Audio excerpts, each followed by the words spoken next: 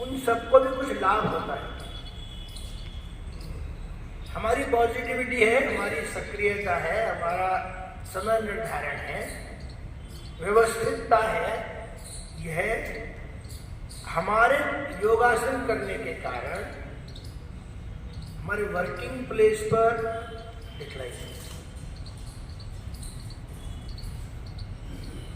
Even कहाँ तक दिखलाई पड़ती है? हमारा बैठना, हमारा खड़े होना, हमारा पोस्चर, हमारा प्रेजेंस ऑफ माइंड, यह सभी हमारे बिना कहे दूसरे लोगों को ट्रांसमिट होता है, बिना अपने आप ही होता है। हम हैं, कर रहे हैं, तो हम अपने स्वभाव में कर रहे हैं, लेकिन दूसरे लोग इसको अनुभव करते हैं। कोई समस्या आती है, हम तनाव में नहीं जाते, हम समाधान खोजते हैं, रास्ता खोजते हैं। और एक चौथा पहलू है, हमारा यह योग केंद्र है या अन्य केंद्रों के कुछ प्रमुख यहाँ पर आए हैं, अभी जैसा बताया,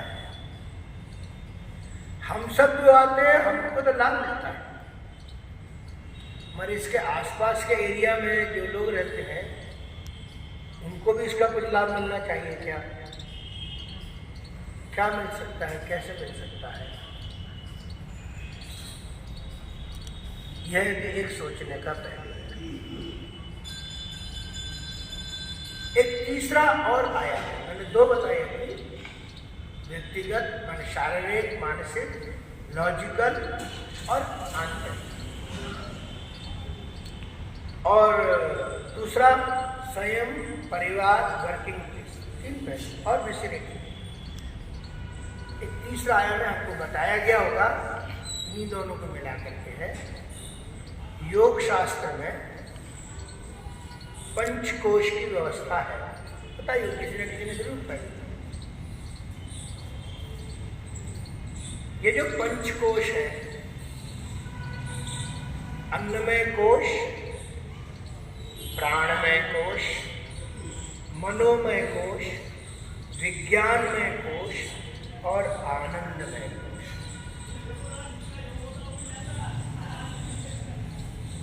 ये पांचों कोश कहते हैं कि जब ये पांचों कोश विकसित अवस्था में होते हैं तो व्यक्ति पूर्ण स्वस्थ माना जाता है।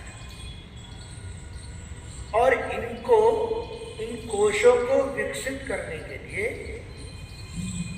अष्टांग योग में अलग अलग व्यवस्था दी गई है।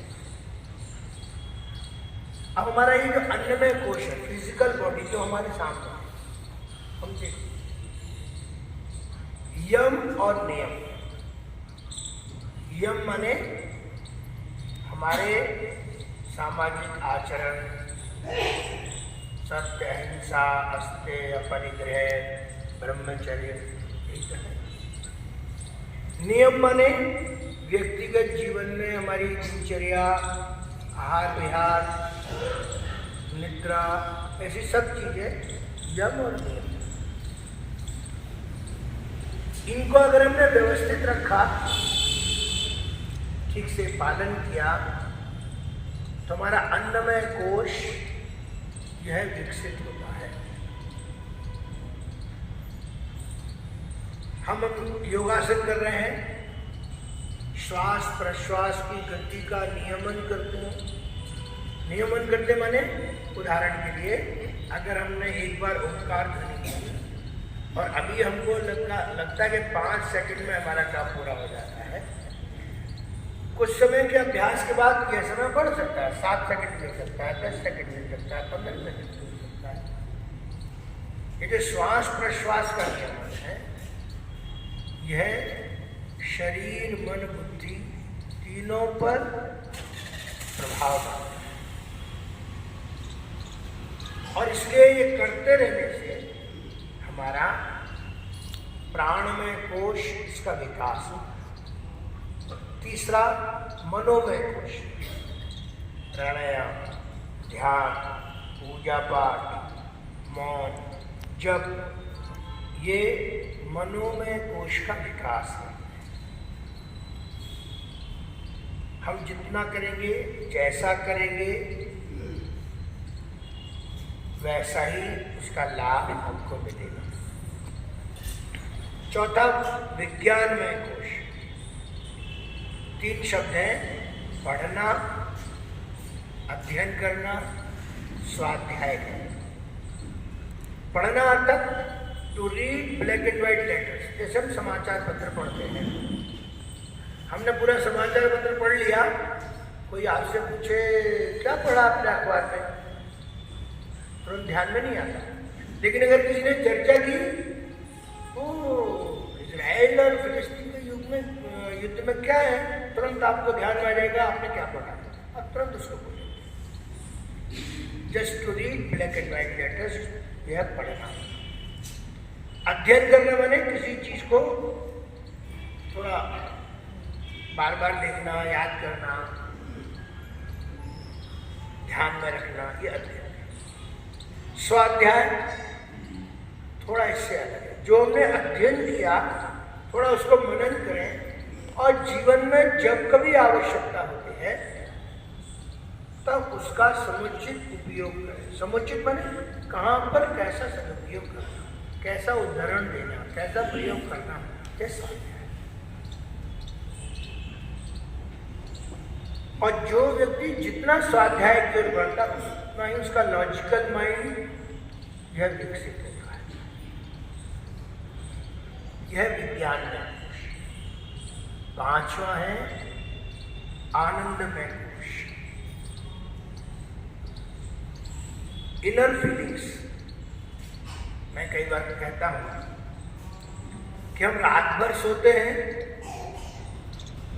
और सुबह उठे, कभी कभी हम फ्रेश अनुभव नहीं होते, और वहीं दूसरी ओर दोपहर में एक झपकी लगी, हम उठ गए एकदम फ्रेश अनुभव करते हैं। ये जो फ्रेश अनुभव करना है ये कहाँ से आता है?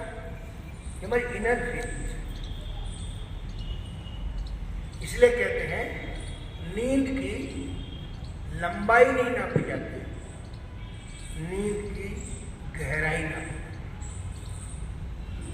या कभी हम यात्रा में कर रहे हैं, कोई अच्छा पहाड़ी दृश्य दिखाई पड़ गया, प्राकृतिक दृश्य दिखाई पड़ा, हमारी इच्छा होती है जरा थोड़ा रुक करके देख लें। कभी ट्रेन से जा रहे हैं, बस से जा रहे हैं, कार से जा रहे हैं, हवाई जहाज से जा रहे हैं, तो अच्छा दृश्य दिखाई पड़ता है, हाँ हमें देख लें।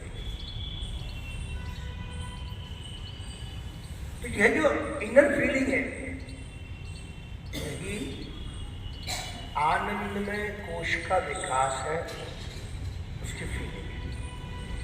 और यहीं से